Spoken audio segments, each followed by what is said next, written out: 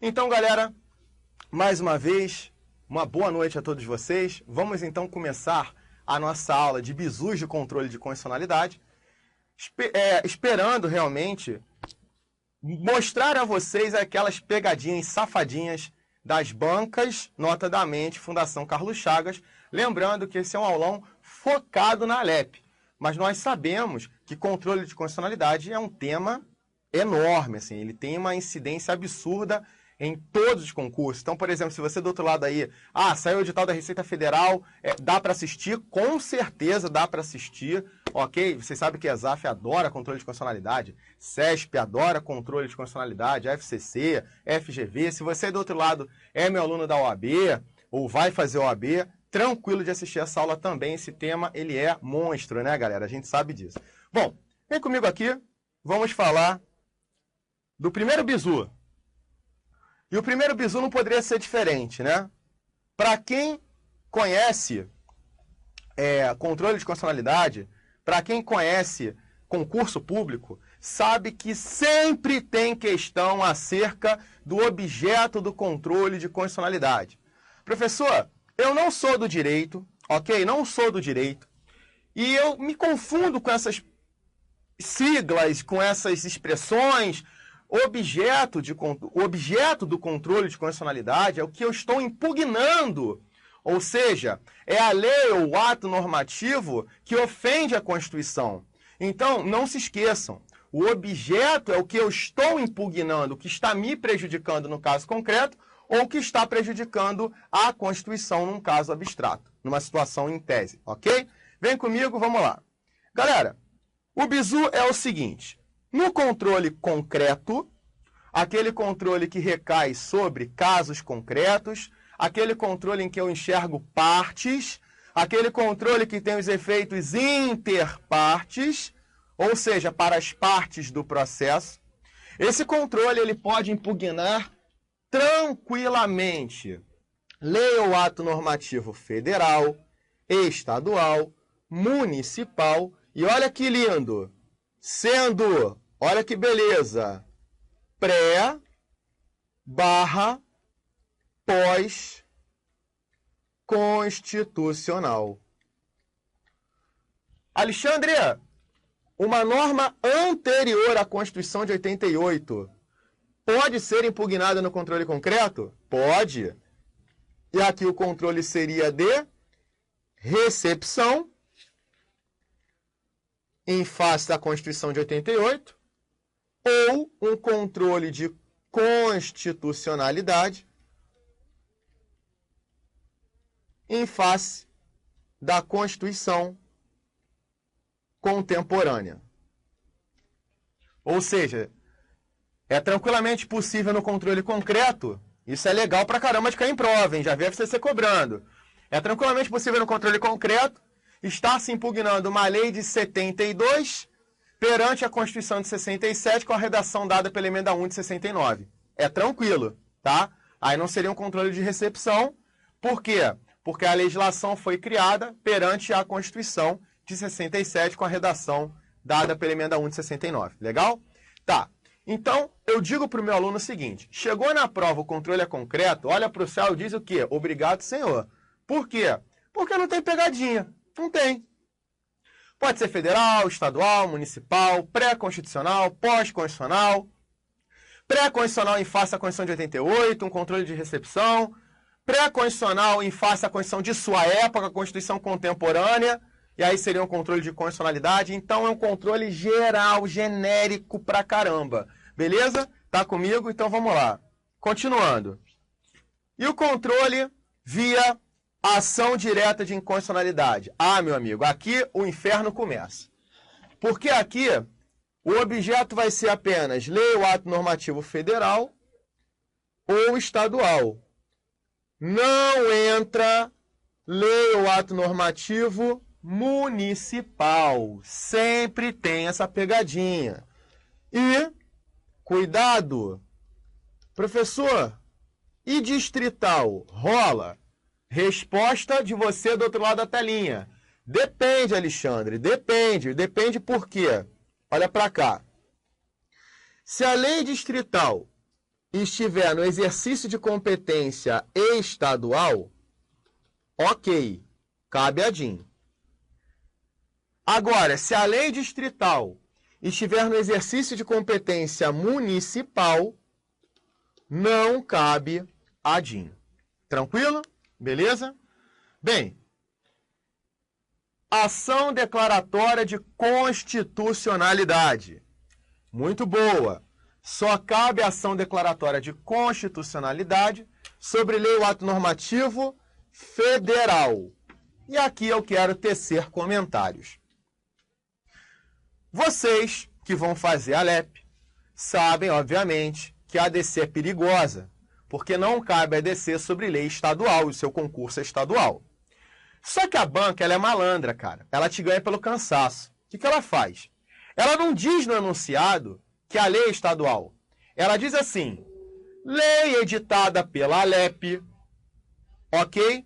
É objeto de ADC pelo governador do estado que discorda do texto normativo.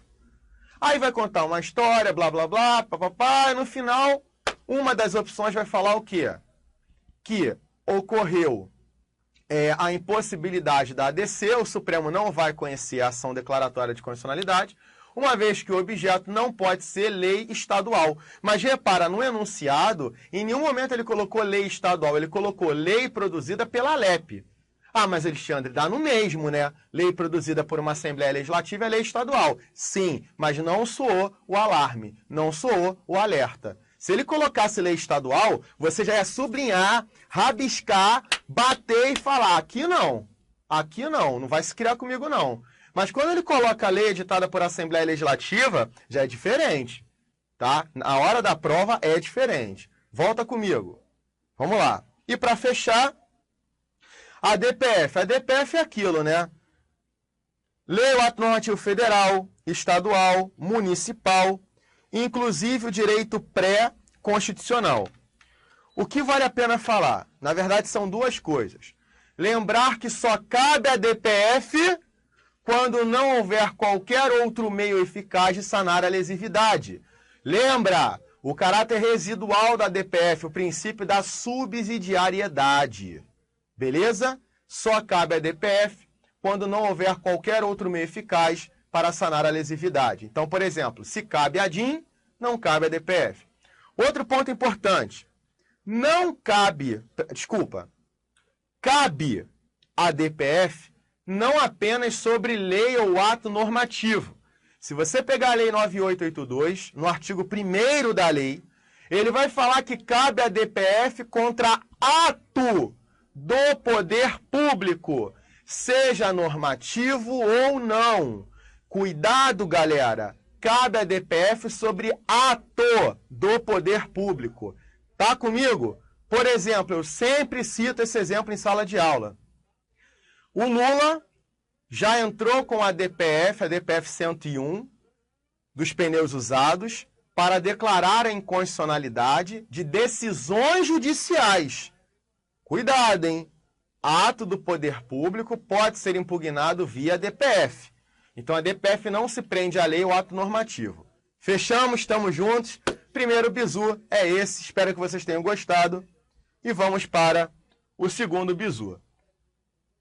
Galera concurseira, com certeza vocês já cansaram de ver questões sobre efeitos do controle de constitucionalidade. E não poderia passar em branco do nosso bizu, né, galera? Então vamos lá. Quais são os efeitos do controle concreto? Retroativo, a regra é ser retroativo, cabendo a aplicação da modulação dos efeitos temporais, ou seja, lembrem-se de que é possível também no controle concreto afastar o efeito ex tunc indesejado. E aqui, ó, eu vou dar um exemplo legal para vocês já. Interpartes podendo virar erga omnes por meio de uma resolução do Senado Federal, lembrando lá do artigo 5210, resolução essa que via de regra tem efeito ex nunc. Tá? Beleza? Então, é o controle que via de regra é inter partes, podendo virar erga omnes se o Senado suspender a execução da lei. No todo ou em parte, lei essa declarada inconstitucional por decisão definitiva do Supremo. E é um controle não vinculante, né? Significa dizer o quê? Mesmo sendo o Supremo a ter decidido, eu, juiz, não sou obrigado a repetir o que a Corte Maior disse no caso concreto, tá? Por sua vez, o controle abstrato, ele é ex tunc, também, obviamente, podendo haver a modulação dos efeitos temporais, que é o artigo 27 da Lei 9868 de 99. Erga omnes, óbvio, né? Porque, veja, se o controle concreto é aquele controle em que existem partes no processo, a ideia é os efeitos serem o quê? Interpartes. Agora, no abstrato, eu tenho que lembrar que o processo é objetivo. Ou seja, não há partes. E se não há partes, os efeitos são para todos. Ok? E o famosíssimo efeito vinculante, que também será explicado mais adiante. Ou seja, o efeito de amarrar as demais decisões judiciais, ok?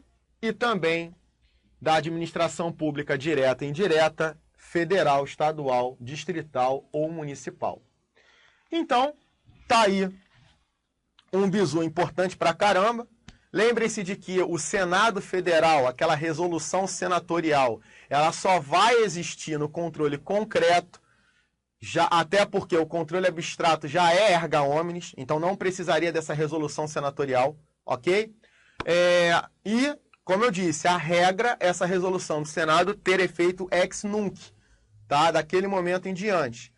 Só tem um detalhe, na administração pública federal existe um decreto, que é o 2346 de 97, e esse decreto estipula ser retroativo, né?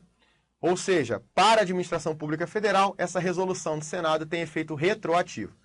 Mas eu nunca vi cair em prova FCC, nunca. Já vi cair em ESAF, mas nunca em FCC, tá certo? Beleza? Vamos lá. Terceiro bizuzão, galera. Modulação dos efeitos temporais. Isso cai muito, muito, muito. Bem,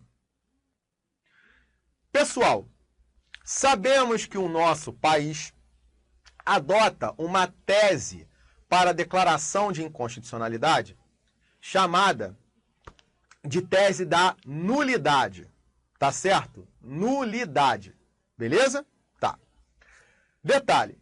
A tese da nulidade, obviamente, diz que a inconstitucionalidade tem um efeito declaratório. Ou seja, se constata apenas algo que aconteceu lá atrás. A lei nasceu morta. Ela nunca foi apta a produzir efeito. E por isso, a regra é o efeito ser ex tunc. Retroage a data da edição da lei, porque é uma espécie natimorta. Mas existem situações que o efeito retroativo é indesejado. E por ser indesejado, existe uma técnica na Lei 9868 e também 9882, que é a técnica da modulação dos efeitos temporais. Eu sei que é um nome bonito pra cacete, parece ser algo difícil, mas é algo extremamente simples que eu vou explicar por meio desse slide, tá bom? Vem comigo. Vamos lá, galera. Olha bem, eu sempre chego à conclusão que se o exemplo for com o teu bolso, né? Se o exemplo for com dinheiro, com grana, fica mais fácil de entender. Olha para cá. Vamos imaginar a seguinte situação hipotética. Uma lei revoga um tributo. Um tributo mensal. Beleza? Uma lei revoga um tributo mensal. E aí, eu não sou maluco de rasgar dinheiro, de dar dinheiro para o governo só porque eu gosto da Dilma. que eu faço? Eu deixo de pagar o tributo 7 meses. 7 meses feliz pra caramba. Por que feliz? Porque eu não estou pagando tributo. Eu estou botando dinheiro no bolso, eu estou gastando, eu estou guardando para viajar, sei lá. Agora, olha o momento trash, né, galera? O momento, ai Jesus.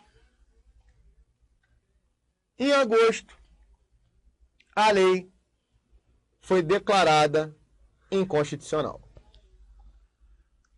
Beleza? E como a gente sabe, a regra é retroativa, retroagir a data da edição. Então, teoricamente, esses 7 meses que eu deixei de pagar, eu estou devendo. Porque a lei, como regra, ela nunca foi apta a produzir efeito. Então, teoricamente, ela nunca revogou o tributo. Concordam comigo, galera, que esse efeito, ele é indesejado? E aí, o que tu acha? Ele é ou não é indesejado? É indesejado pra cacete, é muito indesejado, muito, porque tá mexendo no bolso. E aí, para isso não acontecer sempre, criou-se o artigo 27 da Lei 9868. Vamos entender? Vamos lá. Então, olha o bizu. Artigo 27. Eu aposto nesse artigo na tua prova, hein? Ao declarar a inconstitucionalidade de lei ou ato normativo e tendo em vista razões de segurança jurídica ou de excepcional interesse social, poderá o Supremo, por maioria de 2/3, cuidado pra cacete com esse quórum, de seus membros, restringir os efeitos daquela declaração ou decidir que ela só tem eficácia a partir do trânsito em julgado ou de outro momento que venha a ser fixado no futuro. O que é isso? O Supremo, ele diz que o efeito retroativo foi afastado e que o efeito será a partir do trânsito em julgado, ou seja, ex nunc. Então, nessa situação, eu vou chamar de situação 1, situação 2. Nessa situação 2, eu não estou devendo os 7 meses, graças a Deus, continuo feliz, tá certo? E passo a pagar a partir de agosto. Então, passo a pagar a partir daqui. Beleza. Mas o Supremo também pode entender o seguinte, olha, não. O contribuinte vai passar o ano inteiro de 2013 sem pagar o tributo. Eu vou determinar um outro momento no futuro para os efeitos dessa decisão. É o que nós chamamos de pró-futuro. E aí eu estaria pagando só a partir, no meu exemplo, de janeiro de 2014. Ficou claro? Então essa é a famosíssima, extremamente cobrada modulação dos efeitos temporais. Tá certo? Isso sempre cai em prova. Sempre. Tá? Bom. Vamos lá, continuando. Próximo bizu. Não poderia deixar de ser diferente. O próximo bizu é sobre legitimação ativa no controle de constitucionalidade. Ok? Qual? O controle abstrato de constitucionalidade. Então vamos lá? Preste atenção. Olha só. Galera, muitas questões de concurso versam sobre quem pode propor não só a ADIM, mas todas as ações do controle abstrato.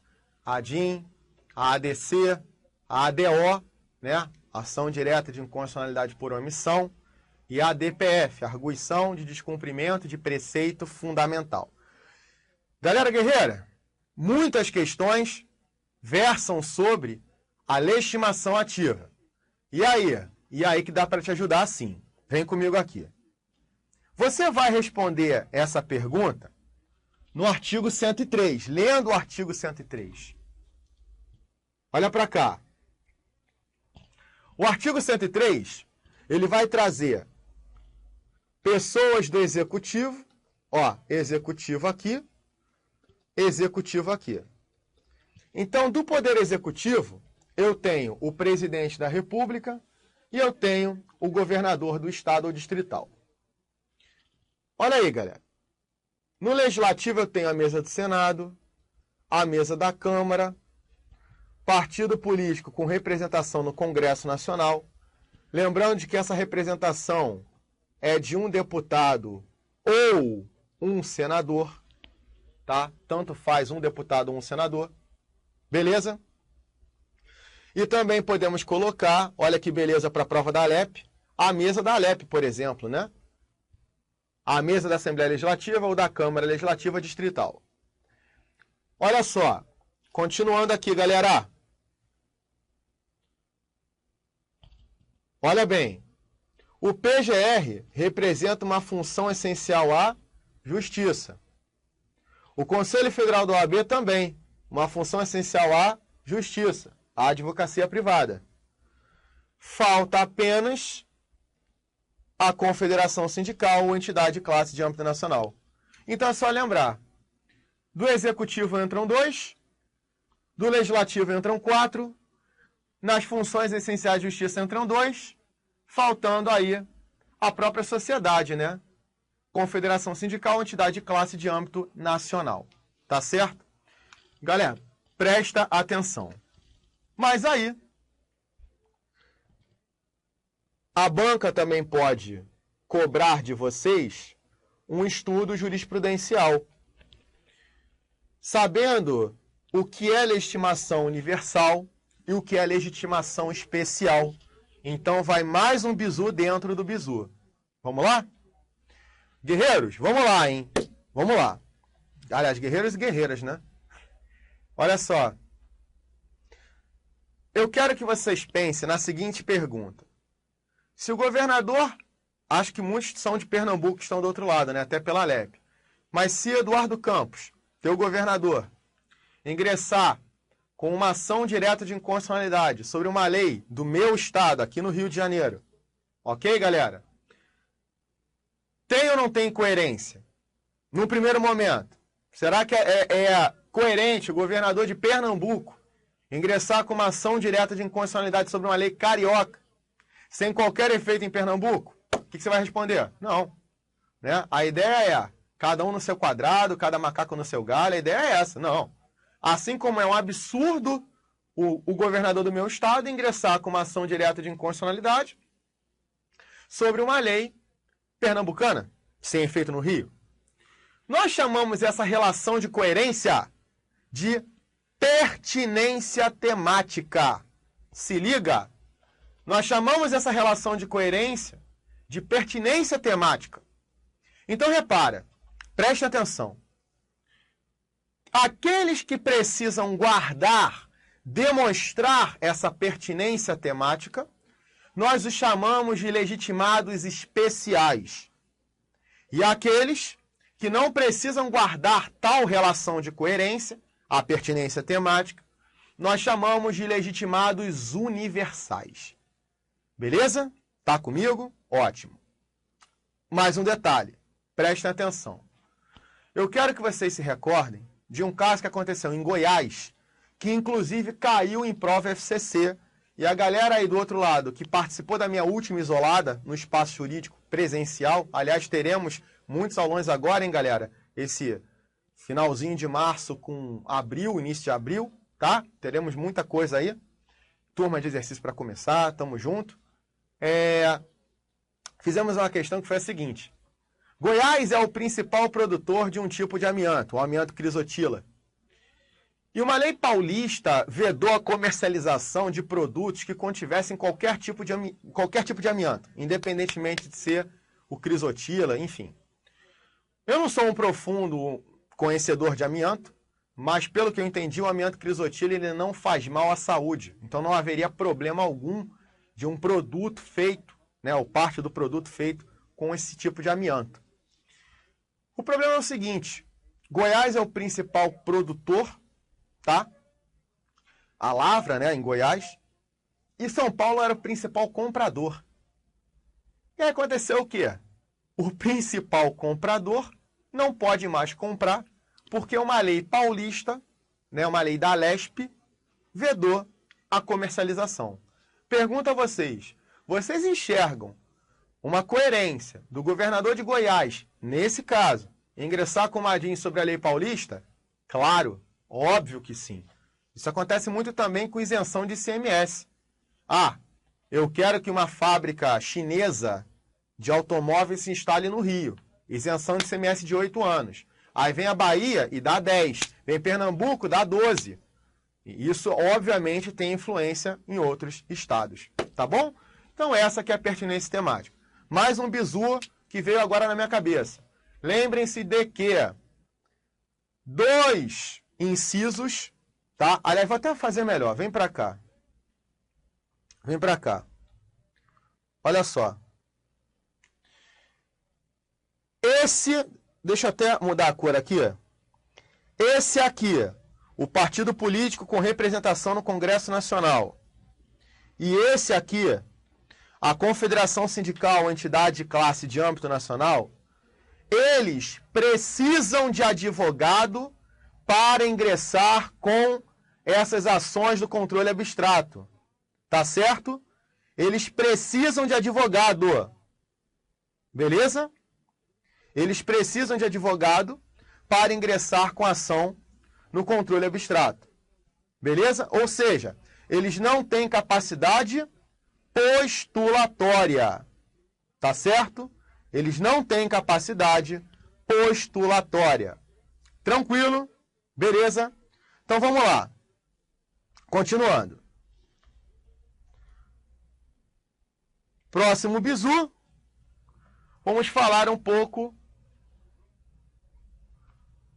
do objeto da ação direta de inconstitucionalidade.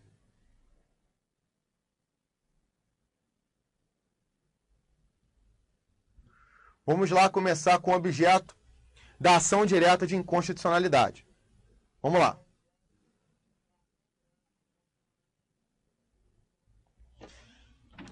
Pessoal, a primeira pegadinha sobre o objeto da ação direta de inconstitucionalidade é no tocante à perda do objeto. Então vamos lá, vamos com tudo. Havia uma ação direta de inconstitucionalidade, ok? Uma ação direta de inconstitucionalidade sobre uma lei ou um ato normativo federal ou estadual, porque essa lei viola a Constituição Federal. Tranquilo? Tá. Presta atenção, galera. Olha bem. A DIN sobre uma lei, porque a lei viola a Constituição. Qual é a pegadinha? Durante o processo, o objeto é revogado. A lei é revogada. Tá certo? A lei é revogada. Ótimo. Olha bem. Pessoal, ele vai perguntar o que acontece com a ação direta de inconstitucionalidade, já que a lei foi revogada. Ficou claro? O que acontece com a ação direta de inconstitucionalidade, já que o objeto foi revogado? Resposta na prova de vocês: haverá o prejuízo da ação. Haverá o prejuízo da ação direta de inconstitucionalidade. Ficou claro? Beleza. Continuando. Pergunta muito cobrada. Cabe ação direta de inconstitucionalidade sobre norma derivada? Cabe ou não cabe? E aí, sim ou não? A resposta é: cabe ação direta de inconstitucionalidade sobre emenda? Sim. Ok? Ação direta de inconstitucionalidade, ação declaratória de constitucionalidade, não há problema algum. Agora, cuidado, tá? Muito cuidado. Não cabe se for norma constitucional originária. Tá certo? Não cabe se for norma constitucional originária. Beleza? Então não cabe ação direta de inconstitucionalidade sobre as normas que surgiram com a Constituição de 88. Cabe ação direta de inconstitucionalidade sobre a emenda, mas não cabe sobre a norma originária. Isso cai pra caramba em prova. Legal? Continuando aqui, mais um bizu. Olha aí, ó. Cabe ação direta de inconstitucionalidade sobre leis de efeitos concretos, leis com destinatários certos. Qual é o grande exemplo de uma lei de efeito concreto? É a lei orçamentária. A pergunta é: cabe ação direta de inconstitucionalidade sobre uma lei orçamentária? Sim ou não? A resposta é sim. O Supremo Tribunal Federal, ele entende possível a ação direta de inconstitucionalidade sobre uma lei orçamentária. Beleza? Leis de efeitos concretos podem ser objeto de ADI. Não podia e passou a poder. Legal? Tranquilo? Beleza? Volta para cá. Vamos com tudo. Mais um bizu.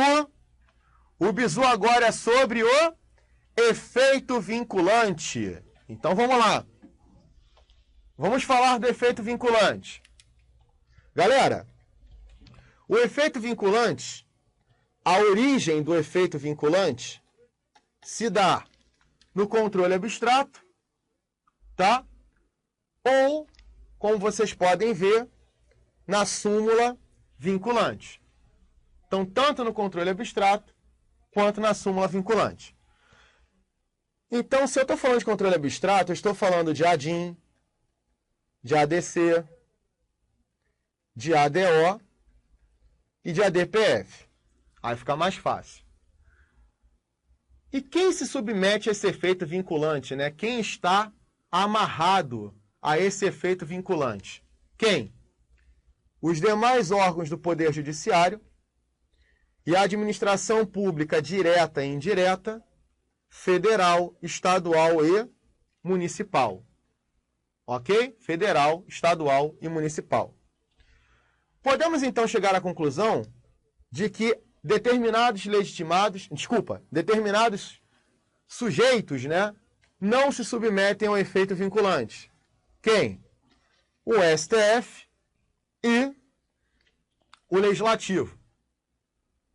Ou seja, o Legislativo na função de legislar. E aí eu queria te explicar algo bem interessante sobre estar ou não estar vinculado. Olha para cá. Na verdade, eu odeio falar que a administração pública não está, está vinculada e o legislativo não está vinculado. Eu odeio falar isso. Eu gosto do seguinte, olha como é que eu gosto. Não é a administração pública que está vinculada, é a função administrativa, independentemente do poder ser executivo ou ser o legislativo administrando, ok?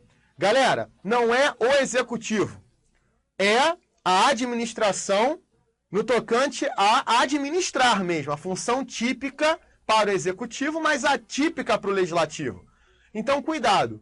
O legislativo, quando administra, está submetido ao efeito vinculante, sem sombra de dúvidas. Então, repetindo, o legislativo, quando administra, está submetido sim ao efeito vinculante. E o executivo, cuidado com isso agora, olha o bizu, hein, galera? O executivo, quando legisla, por exemplo, quando o presidente edita uma medida provisória, quando o presidente edita uma lei delegada, ele não se submete ao efeito vinculante, porque ele não está sendo administração pública, ele está sendo legislador. Se liga, galera, beleza? Tranquilo? Então, lembrem-se de que a função administrativa, ela está vinculada independentemente do poder e a função normativa não está vinculada independentemente do poder. Acho que ficou melhor assim, né? Tudo vai dar certo, vamos lá. Continuando aqui, estamos praticamente terminando os nossos bizus. E Se esse efeito vinculante for contrariado, né? Ou seja, uma súmula vinculante contrariada, um efeito vinculante em ADIM contrariado, qual é a resposta da prova? Nesse caso, caberia reclamação ao STF. Tá certo? Reclamação ao STF. Beleza? Tranquilo? Bem, vamos então falar do nosso último bizu. O último bizu que eu preparei para vocês sobre controle. Galera da Alep, eu não posso esquecer de vocês, né? Como o concurso é estadual, a gente tem que ter um bizu de controle estadual. E a gente sabe que a ADIM, a Ação Direta de Inconstitucionalidade Estadual, ela ganha outro nome. Ela ganha o nome de representação de inconstitucionalidade. Repetindo, a ADIM estadual se chama representação de inconstitucionalidade e tem previsão no artigo 125, parágrafo 2º da Constituição Federal. Lembrando que em Pernambuco, a representação de inconstitucionalidade está no artigo 63. 63, depois dá uma olhada lá, porque isso vai cair na tua prova também. Vem comigo, vamos para o nosso último bizu. Pessoal, o controle abstrato estadual tem previsão no artigo 125, parágrafo 2º, e, resumidamente, tem por objeto lei ou ato normativo estadual ou municipal. Opa, municipal pode? Pode, porque é um controle estadual. Mas o parâmetro de controle é a Constituição do Estado, não é a Constituição Federal. Cuidado. E o competente para fazer o controle não é o STF, é o TJ. E daqui nós temos uma informação importantíssima. Só existem 2 órgãos no Poder Judiciário Nacional capazes de fazer controle abstrato. Quais são? O STF, sendo guardião da Constituição Federal, e o TJ, sendo guardião da Constituição Estadual. Beleza? O STF sendo guardião da Constituição Federal e o TJ sendo guardião da Constituição Estadual. Vem comigo, galera. Alexandre, e quem pode propor essa representação de inconstitucionalidade, hein, meu amigo? Gente, na verdade, isso vai depender da própria Constituição Estadual. Por quê, galera? Porque a Constituição Federal, ela não diz quem pode propor. Ela só diz que é vedada a legitimação a um único órgão. Então, o que não pode é uma Constituição Estadual dizer que só o PGJ, por exemplo, pode ingressar com RI. Logo, os estados podem criar legitimados não previstos na Constituição Federal.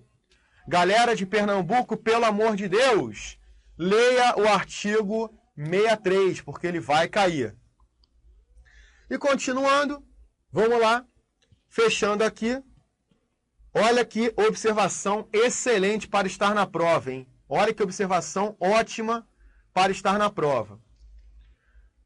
Caso a norma da Constituição Estadual seja de reprodução obrigatória da Constituição Federal, caberá recurso extraordinário para o STF. Cuidado! Se a norma da Constituição Estadual for mera reprodução da Constituição Federal, caberá recurso extraordinário para o STF. Então, da decisão do TJ, tá? Nesse caso, caberia recurso extraordinário para o STF. Tá bom? E cuidado, esse recurso extraordinário, por ser utilizado no controle abstrato, ele tem os efeitos de controle abstrato, como, por exemplo, o efeito erga omnes. Galera, eu espero do fundo do coração que vocês tenham gostado dos bizus. Foram preparados com muito carinho, tá? Com muita dedicação. Eu quero muito a tua vitória, de todo o meu coração também. Para a galera que vai estar comigo amanhã, são, salvo engano, 23 questões, muito bem escolhidas, tá? Uma questão para cada assunto do seu edital. Galera que vai fazer a LEP, claro. E quem não vai fazer a LEP, se quiser revisar direito constitucional, ok? Não tenham dúvida, vale muito a pena também, tá? Bom, como eu disse, galera, eu vou pedir a direção de espaço jurídico para manter o subsídio até uns 20 minutos após o final desta nossa aula. Uma boa noite a todos vocês, tudo vai dar certo e até amanhã.